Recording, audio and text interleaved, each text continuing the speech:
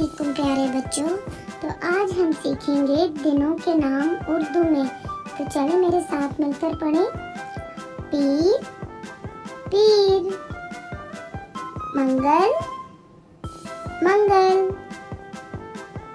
बुध बुध, जुमेरात जुमेरात,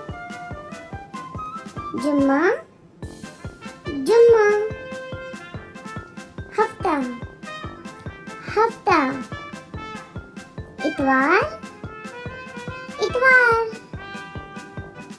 पीर मंगल बुध जुमेरात जुम्मा हफ्ता इतवार। तो बच्चों मेरे चैनल को सब्सक्राइब करें।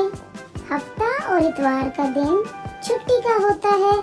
सब मिलकर खूब एंजॉय करें।